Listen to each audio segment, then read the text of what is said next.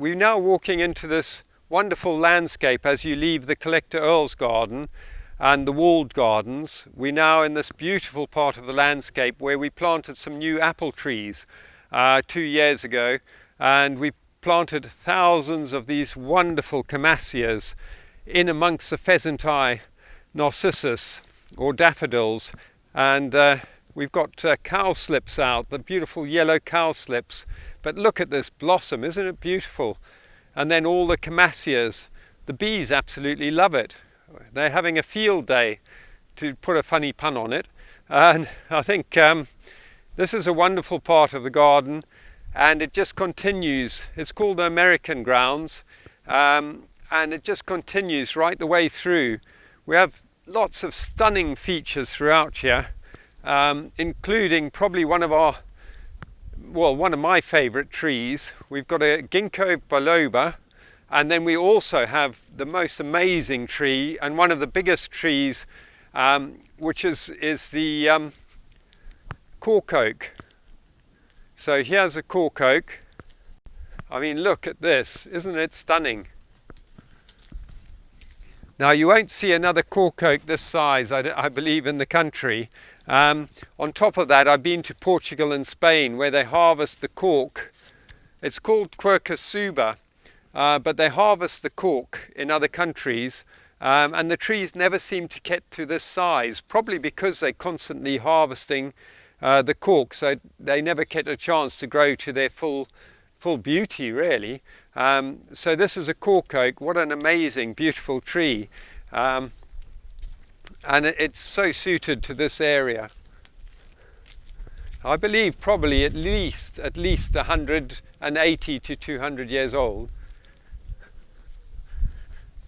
A few other trees which were planted in more recent years. We've got a Liriodendron tulipifera, which is known as the tulip tree. This one hasn't yet flowered, but normally after about 20 years, 18 to 20 years, they get their first flowers. Beautiful flowers, but you have to really look out for them.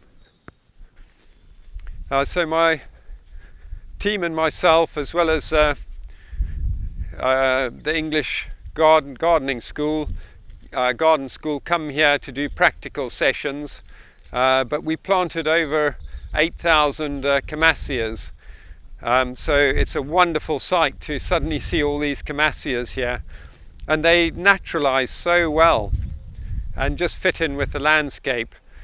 So actually the variegated leaf Camasia here is actually a white one which will flower later, where we've got the blue Camasias are flowering already. And then of course we've got this amazing backdrop of the castle. It's lovely to have all these flowers in the foreground and the castle in the background. And this is a section I did as a practical training session with the English gardening school. Is we put in white triumphata tulips intermingled with the Camasias, both blue and white, and you can see what a lovely effect it has. And as I say, we've put in over 80,000 tulips, new tulips last November, as well as all these Camasias. And I think there's such a highlight, and that they've transformed the landscape here into something beautiful. We're now in the lovely white garden in the Fitzalan chapel, which is actually the burial place of the Dukes of Norfolk. So it's nice to have this beautiful tranquil garden outside the Fitzalan. And again we have these lovely white triumphata tulips, and underneath we planted ivory white wallflowers which start yellow but will change into being white. And then we have Francoise, which is a beautiful upright tulip but quite late flowering.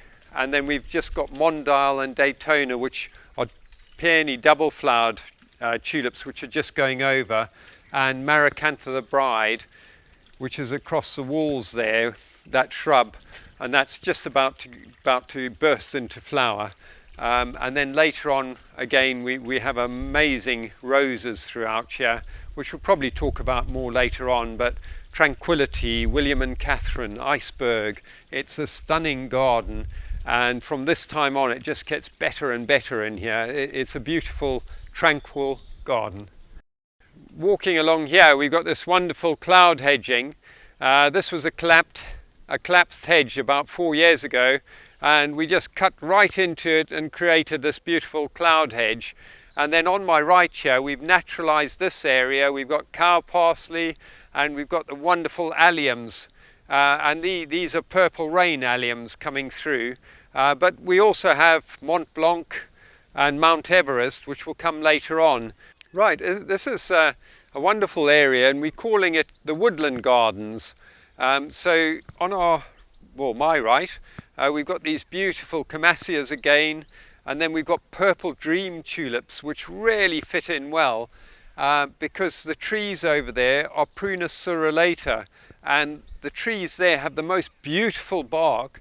So the blues, the purples, and then even this yellow celandine, which most people actually think is a weed, but in this part of the garden it's just perfect. It fits in so well. But and then on our left here we've created a new garden, and this was really exciting. We had some box hedging, which was really had a huge amount of disease in it. It was terrible. So it was box blight. So rather than letting it spread elsewhere on our site, we took it out and got stumps from the estate. The foresters got all these wonderful stumps for me, and then what we've done is planted it up with hellebores, pulmonarias, foxgloves, tongue ferns. You know, it's a stunning part of the garden. Even ursium, which is wild garlic, and bluebells. So this area is just going to be a very tranquil, natural area, and the two areas on the left reflect the right really nicely. And then you can use these seats, which were made out of a tree which fell down in the storm 3 months ago, to look up at the wonderful castle. And these seats were made out of Quercus ilex, known as the holm oak. And it's all natural wood, so rather than wasting the wood, we've created wonderful benches. It's just lovely walking up here and seeing some of these amazing trees. This is Aesculus hippocastaneum, which is a lovely big name, but it's the horse chestnut. I mean, what a stunning tree. And of course, one of our favourite pastimes is conkers. So this is a tree, and these are the flowers which produce those conkers that you can play with. So horse chestnut, Aesculus, hippo being in Latin horse, chestnut. So it's always interesting with the Latin names, but they're majestic, these trees, with this absolutely majestic castle in the background.